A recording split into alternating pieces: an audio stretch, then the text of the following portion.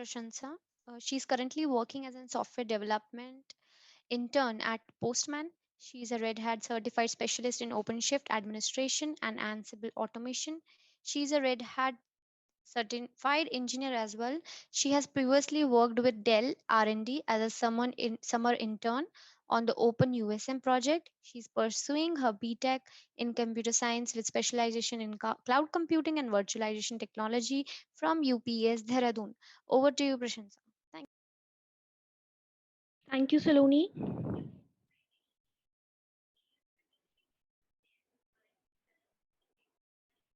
Okay, I'm sharing my screen now. Is it visible?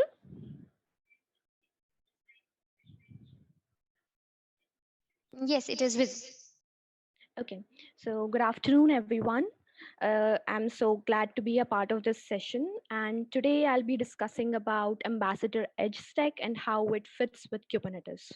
I'm Prashansa Kulshrestha, and as Saloni has already introduced me, I'll just move ahead with the agenda. This is a brief agenda of what we'll be covering in this meeting.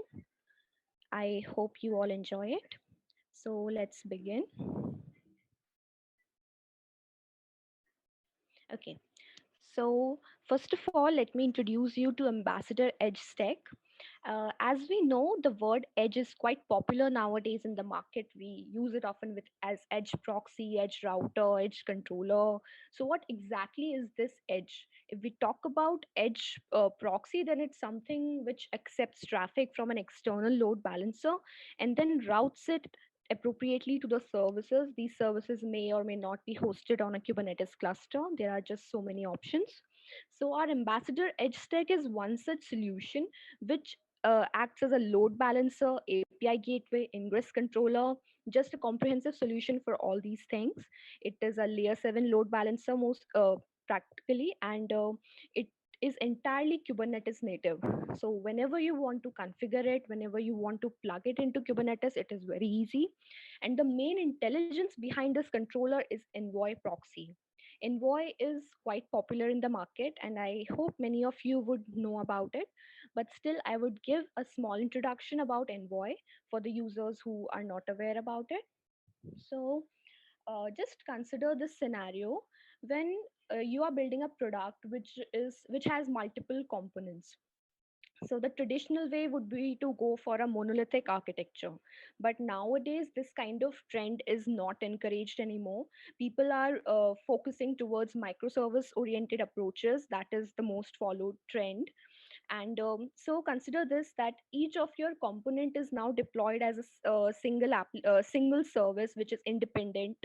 uh, it is managed and hosted independently. It is it may or may not have its independent database connections. So each component is a different service. The company may even maintain different replicas of the service for high availability.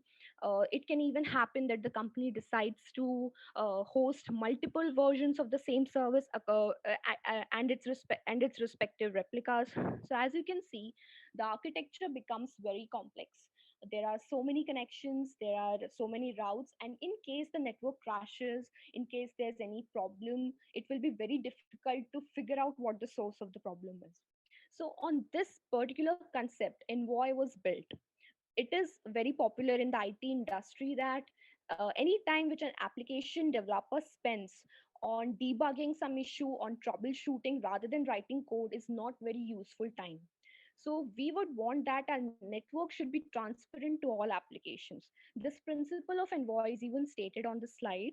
So when network and application problems occur, we should be able to identify the source of the problem. So Envoy makes it easy for all the cloud native applications which are following service oriented architectures to visualize their services in the form of service meshes or whatever you can say, so that all the connections are properly visible, and in case anything breaks, we can just know, okay, this is the point of the problem, and we can just solve it. So it's like a layer 7 proxy and a communication tunnel for all the services. So there are many advantages for Envoy proxy, but yeah, there's one disadvantage, that it may be tricky to handle. So many sort of control planes were developed over this famous product. One of them is Ambassador Edge Tech, about which we are discussing right now. There are many others like Glue, Contour, and even the very popular service Smash Istio is based out of Envoy Proxy. Here you can see the ambassador control plane. So here what exactly you see in the figure is that this area is the Kubernetes services. So all the services are hosted on Kubernetes, and they can be hosted in the form of Kubernetes manifest or some custom resources that as per the application developer. And the Kubernetes API lets the ambassador control plane know about these services, and the ambassador control plane behind the scene translates everything into some configuration which Envoy can understand. So the here the master controller, the intelligence behind the whole thing is Envoy.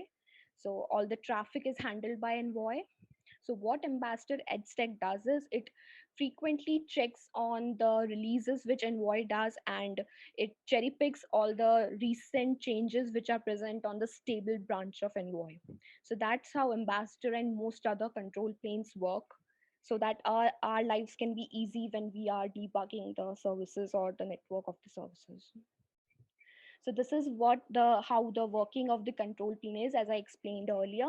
So the service can be defined in the form of Kubernetes manifest, and the manifest, when it is applied to the cluster, the Kubernetes API notifies the ambassador edge stack of the change. So Kubernetes API plays a major role here.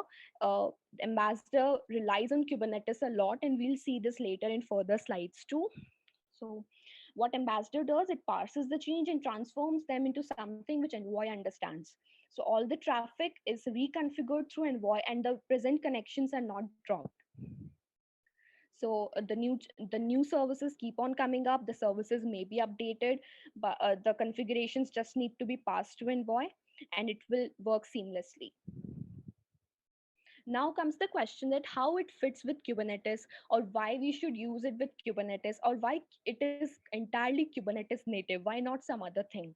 Or so basically, we know Kubernetes is the main trend right now in the market. Most of the companies are adopting Kubernetes. They're moving their entire clusters to Kubernetes. We have so many releases of Kubernetes in just very less time. So it is a very trending open source project. And since everyone was going through Kubernetes, and Envoy also decided to take up this as a major project to control the services of Kubernetes, Ambassador EdgeStack also decided that it should fit with Kubernetes first. It will be able to provide its support for other cluster based technologies, but not directly. There may be some other plugins or external things possible for that. So how it fits with Kubernetes? So firstly, the main thing is whenever you deploy Ambassador at Stack, it will be done as a Kubernetes deployment by default. You can then make it as a daemon set that's as per your requirements, but it will be deployed as a deployment by default and can be scaled like any other Kubernetes deployment. Your control plane of Ambassador and entire Envoy proxy instance will be packaged inside one single container and will be seen as one pod. So it will be very easy for you to interact with it. Even you can try to go inside the Ambassador pod and change some Envoy proxy files. You can see what else is happening inside. You can check all the Envoy configuration.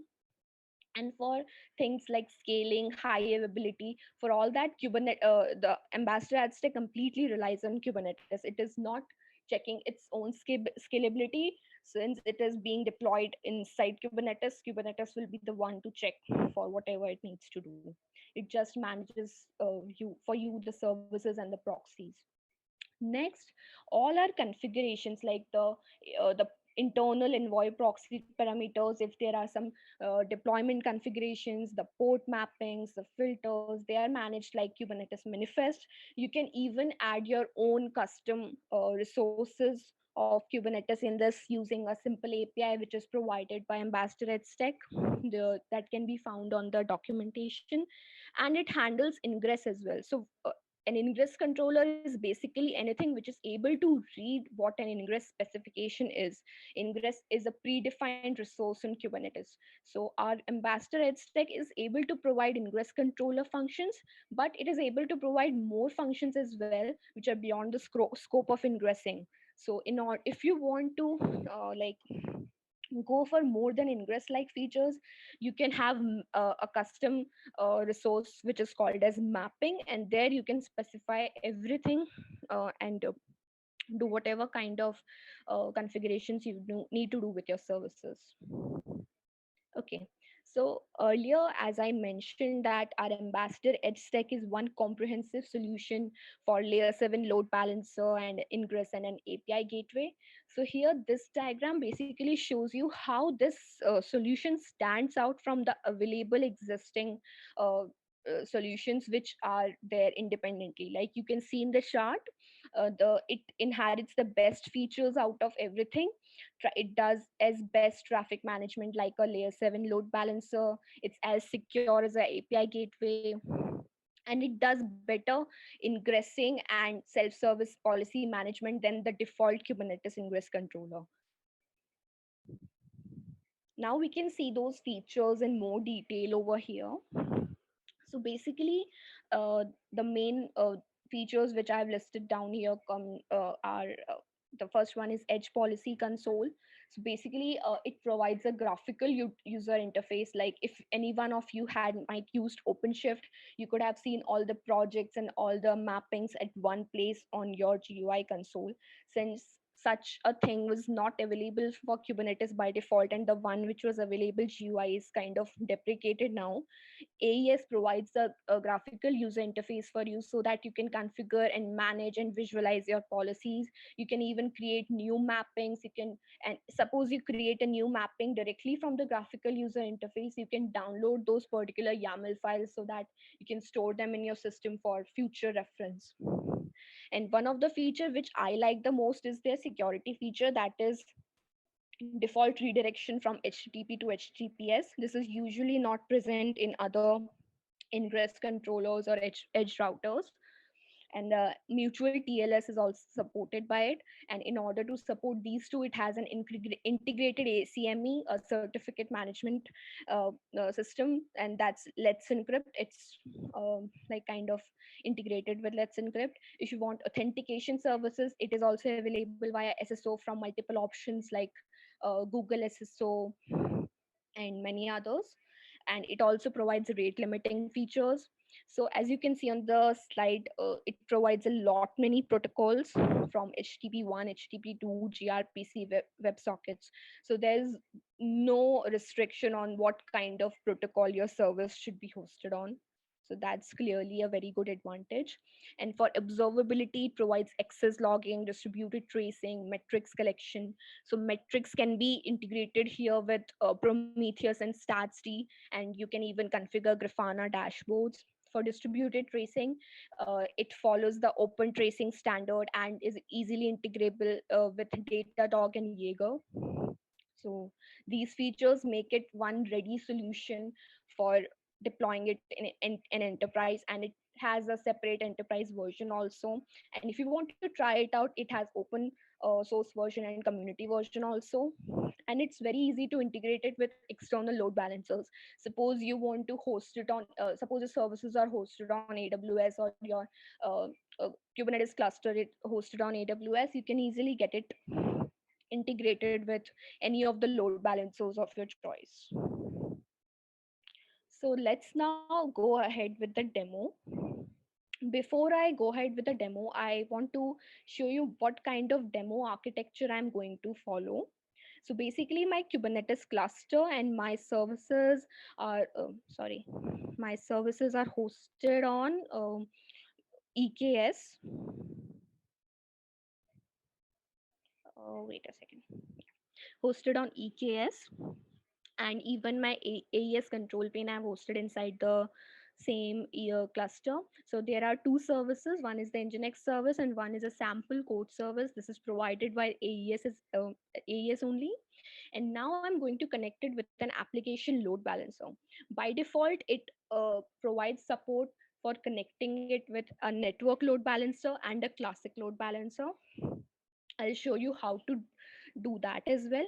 But in my case, I tried it with an application load balancer, which is not supported by default in many use cases. Like even in the one of the use case which I'm trying to solve in my company at Postman, where we had to go ahead with an application load balancer, this whole concept was very necessary. So I'm just switching my screen. If it's not visible, just let me know. Is it visible? I've opened the VS Code. I guess it's visible. Okay.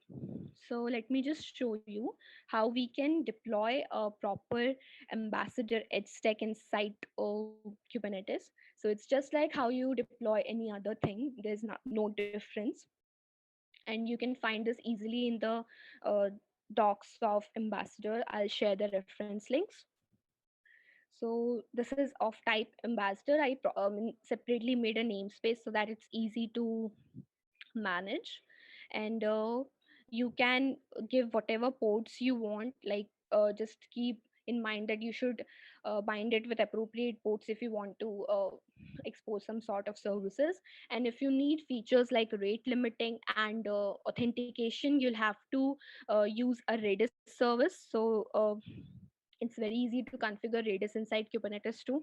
So this is the way I configured it inside Redis, and just bind it with your uh, ambassador deployment, but by just giving the Redis URL. So it's just the name of the service and the port which on which it is exposed, nothing as such.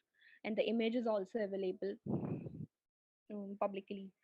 So this is the way you deploy it. And when you have to expose the service, well, if you want to expose the service, there are two ways. One way, if you want to connect it to AWS, like I mentioned earlier, then you can directly write over here service type load balancer.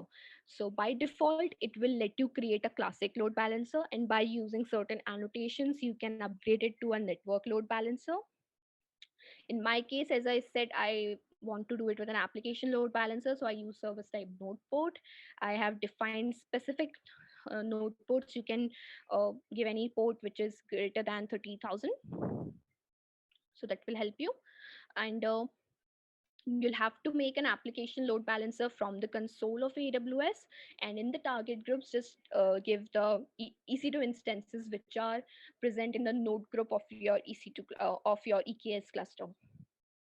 And if you want to access the GUI also, you'll have to expose another service. So that is also type node port, and its name would be ambassador admin, and it will always run on 887. So just simply doing this would let you get the GUI of AES.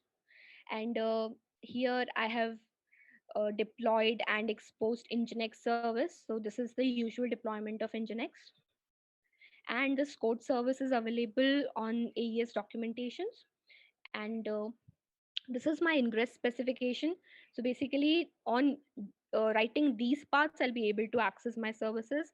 And here a slash which is in the end will always be considered separately. So if you'll write slash quote, it won't bind you to the service.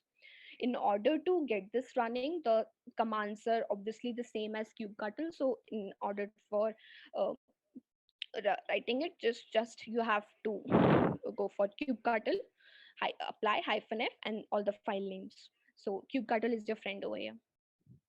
So let me just check. Okay, this is the load balancer IP, and if I hit it,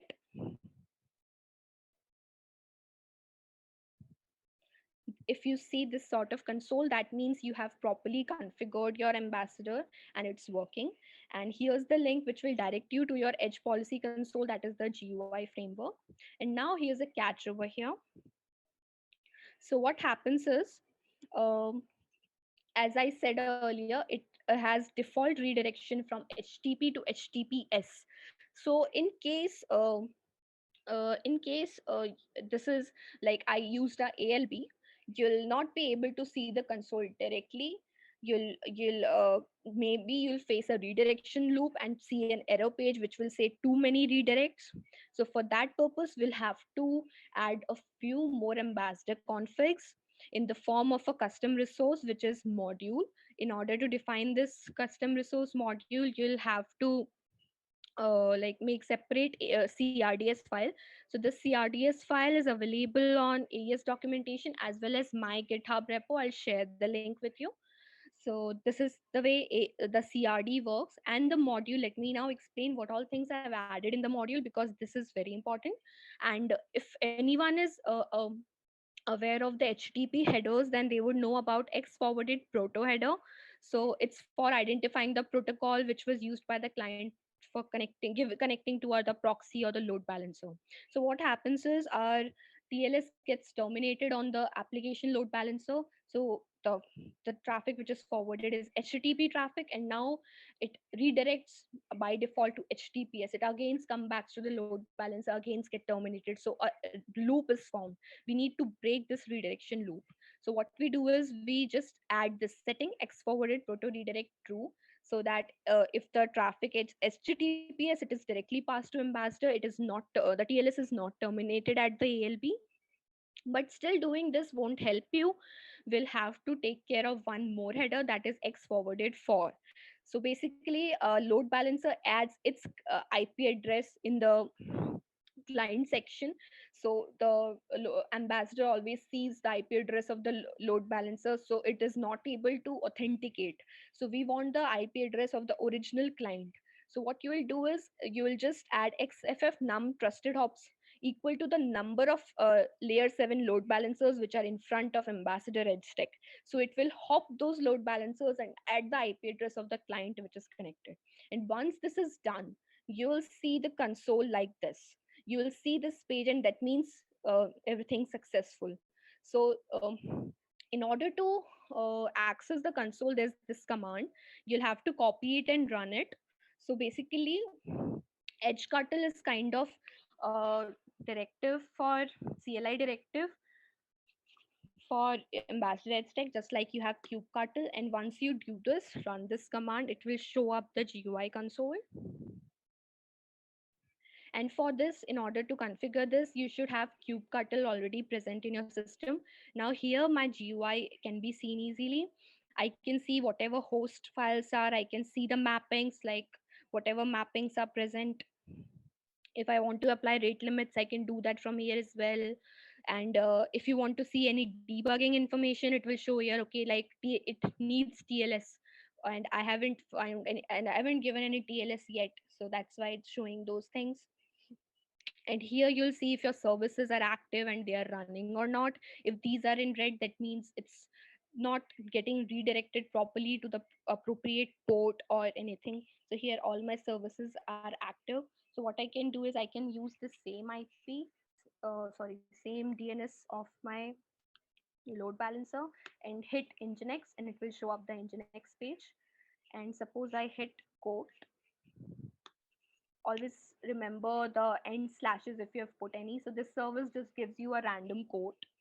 So these are the two services which I'd configured. And as I said, metrics can also be there in your system, and they are by default exposed on the same, okay, I've written the spelling wrong, on the same port 887 on which your GUI console is exposed. So this is the metrics which all can be present, and you can easily integrate it with Prometheus. Just put this whole URL as the source URL, so that Prometheus will start taking it up and show you all the things which you need. Okay, so this is all what I wanted to tell you. And these are the reference links to the ambassador and envoy documentation. And if you want to check out the files, the YAML files which I have used in this, then you can see on my GitHub repo, Prashansa-K ambassador edstack. It is public. And here we move to the end of the presentation. Thank you all, and it was lovely to talk with you all. Thanks. Thanks to you, Prashansa. It was amazing session. I think everyone will agree. We got to know many new things about this Ambassador Edge Stack. Let's move on to quiz. Sangam, you ready?